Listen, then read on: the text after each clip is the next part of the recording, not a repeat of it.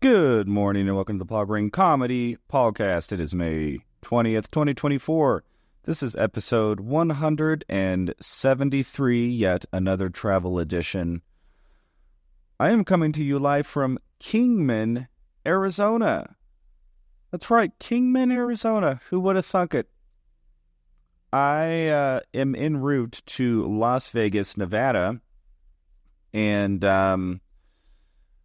I would have just got a hotel in Vegas last night, but the prices were astronomical for a Sunday night, which is usually not the case. They're usually astronomical Thursday through Saturday nights, and then usually the prices drop back down to something reasonable on Sunday nights because, everybody heads back home on Sunday to Los Angeles or wherever they're going. So I don't know what was going on in Vegas that made the hotels so expensive one more night, but it was like the cheapest one I could find was like $150 for like a Motel 6. Which I'll tell you, the creators of Motel 6 really they didn't really think that far ahead. They were not what we call visionary. They're like, hey, we're going to create a budget hotel.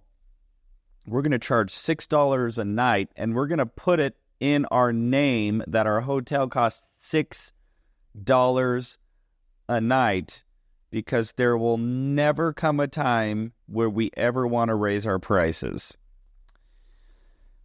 And now they're charging $150 for a hotel in Vegas. Anyway, good thinking on that one, Motel 6. But anyway, so I couldn't find any reasonably priced hotel, and I was like, well, I'm just driving up to Vegas for one night to do one gig on a Monday, and it's really not, and I'm not getting paid, so it's not like I'm going to drop $150.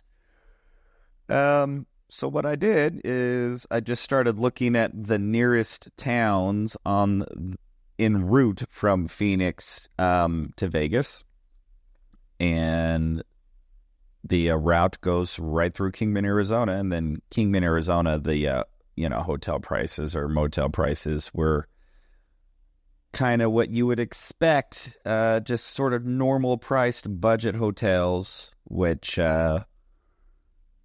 I am all too familiar with as a traveling comedian staying in budget motels. So anyway, I'm here in Kingman, and I will go the rest of the way to Las Vegas sometime today, and then I will do my gig. So the gig, it's actually the gig I'm doing tonight. It actually has a little bit of historical significance in the life of Paul Green comedy. So those of you following my journey know that a couple months ago, it's probably been pushing about 6 weeks now, maybe a little longer, I sort of had this experience that just made me realize that I wanted to start over with all of my material and find a way to write more honestly, and I don't know, quite frankly, I just wanted to be funnier than I felt I was being on stage with the material that I was writing. And that epiphany actually happened in Las Vegas when I was out here. And what had happened was I came out to Vegas sort of on a whim. It was kind of a last-minute spontaneous trip where a good comedian friend of mine, Andrew Norelli, texted me and said, hey, I'm going to be in Vegas for a couple of days. Why don't you come up and hang out with me? And I said, okay. So I just drove up to Vegas, got myself a hotel, and then hung out with my buddy Andrew. And so what happened, it was a Monday night, and we were just looking for different open mics to do in Vegas on a Monday night. And we found two of them. So we go to this first open mic. It was pretty bad. It was a very weird kind of, it was just a weird scenario. It's like this person had put on this open mic, but he was setting it up like it was some sort of like nightclub atmosphere, and he had like a red carpet going on, and he had a photographer, and it was at this bar, and it was sort of a mixed open mic, so there were going to be musicians and comics, and so anyway, I did the open mic. It didn't go great. I didn't really feel too good about my set. I was a little nervous. I was kind of high energy. But, it was okay. So from there, we find out about this other open mic going on later that night. And so it was at some bar in Vegas. So we make our way over there. We get there maybe about 10 o'clock. Put our names on this sign-up sheet, and the producer of the open mic, really cool, had a really cool energy about her, really cool vibe. However, she was giving comics 10 minutes, which is almost unheard of at an open mic. And I was up in like 15th on the list. So I'm just doing the math. I'm going, well, if she's giving everybody 10 minutes and I'm number 15, that's 150 minutes from now, which is almost 3 hours, which is in a long time. So I put my name down, and then I just left, and I went and grabbed some dinner and whatever. So midnight comes around or so, and I head back in, and so I'm there with my buddy Andrew, and we're just watching some of the comics, and it's starting to get close to where it's my turn. And then there were 3 comics who all went before me, who were black comics, who were very, very funny. I mean, like really funny, and we're just absolutely slaying this open mic. And we're talking, it's like midnight, 12:30 in the morning at this bar, and so it's kind of a rowdy atmosphere. People are drinking, etc., etc. And I was very intimidated and felt a little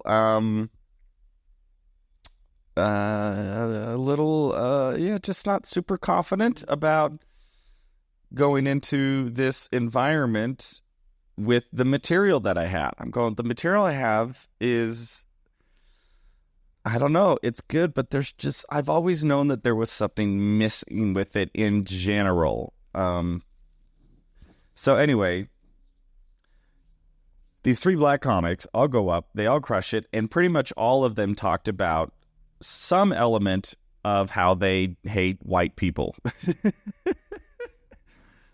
And like how they hate cops and how they hate white cops. And by the way, there was, I say that, but it wasn't malignant. And, it's just that sort of urban style of comedy that is pretty popular. And that's their worldview. And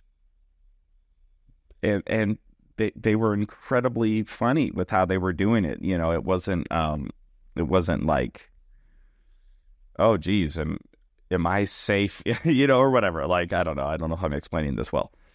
But they were just big energy, and we're just slaying this room. And I just knew that there was no way that the material that I have, that there's not a single joke I've ever written that could come anywhere close to as funny as what these comics were doing.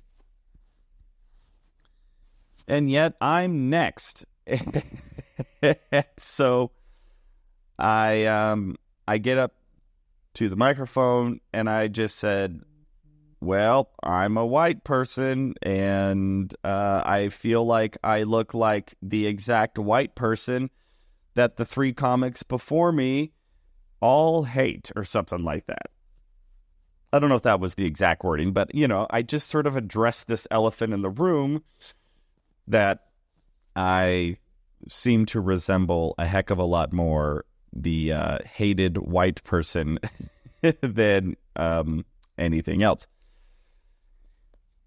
And everybody started laughing, and then I just riffed on that, and I just started riffing off all of the jokes and comments that the comics before me had said, and I just start doubling down on this fact that I am indeed the hated white guy, and how financially stable my life is, and how great it is to have a 401k, and how safe and secure I feel, and that I've actually never had a negative interaction with the police, and I describe police as stern but fair, and just all of these sort of and people are going nuts. People were going nuts. Even the 3 black comics were still in the audience who went before me are laughing their asses off. And I kept referencing throughout my set how I'm like, how could I possibly do my material after following them? Like, well, I can't do my material now. I can't do jokes. I can't go, hey, airport security's weird. I mean, what am I supposed to do here, guys? It's just stuff like that. And I kind of kept saying that. Well, this whole just litany of riffing happening. I don't know if litany is the right word. It just was flowing out of me. And I killed, and it was great. And I do 10 minutes of that. I'm just up there. And so my buddy Andrew is seeing this, and then, I finish up, and then we end up leaving the mic in the parking lot. Andrew's like, dude, Paul, you killed and stuff. And I'm going like, Andrew, yeah, I killed, but I had to make all that stuff up. I riffed. I'm like, what I just did, I can never really use again, because the only reason that was funny was because I was addressing what just happened in that scenario, and I was off the cuff. And anybody who's in comedy, maybe you don't know this, comedy is actually not off the cuff. Anytime any comedian that that you've ever seen on TV, or that you've seen on Netflix, or that you've seen on any streaming service, or even almost all comedy that you see in clubs, or anywhere, it's comics doing written material that has the illusion of being spontaneous, with a few exceptions. There is such a thing as truly impromptu, spontaneous stand-up comedy, but it's by far the exception that when you watch a stand-up comedian, that you are watching something that is actually spontaneous. Almost all of it is pre-written and refined and honed over years of process. And then there's also times where comedians will be spontaneous and riff off of something that happens in the room or whatever. But again, that's very, very rare. And so I'm talking to my buddy, and that is the conversation where I just went, Andrew, yes, that was funny, but nothing that I have ever written would come close to being that funny. How can I be that funny on script? And that was the catalyst for me deciding that I need to rewrite a whole act from scratch, in that I need to really take the writing side of comedy a lot more serious than I had ever taken it previously. And that is what I've been doing. And so the second thing that came from that evening is the woman who booked that show. She and I had connected on social media, and she invited me back to come do like a spotlight set at that open mic. And so that is why I'm heading back to Vegas tonight is to do that set. And I'll see how that goes. I'll see if I feel comfortable doing any of this new material, or if I am going to be in a situation to where I feel like I just need to riff.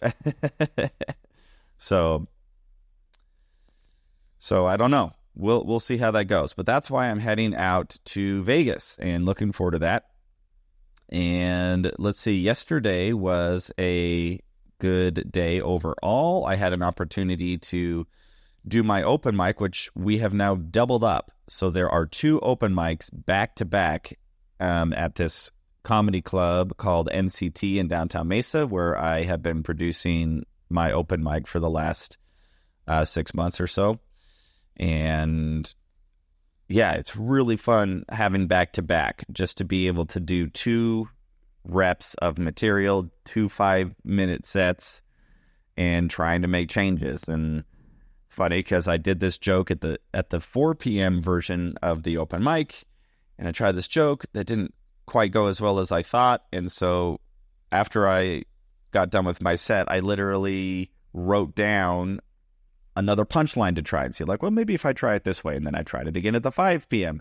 and got a little bit of a better response. And that to me is the value of just having those back-to-back repetitions, is just you can iterate faster and improve faster. So that is the update for today. I will be in Vegas tonight, and then I got to turn right around and come back to Arizona because I have a very cool Wednesday coming up. So Wednesday I have 2 cool gigs. I have a film shoot, and I have a murder mystery happening Wednesday night. So I will be doing that, and that is all coming up. So for now, I am going to sign off, get ready to head the rest of the way up to Las Vegas, where I will be doing a open mic this evening. It's a late open mic. It's at 10 o'clock. So I will be doing that showcase set, and I will let you know how that goes tomorrow. But I am going to sign off for now. This is May 20th, 2024, episode 173 of the Paul Green Comedy Podcast. I hope you're all doing well. Your dreams are going well. I love you all so much, and I will check in with you tomorrow.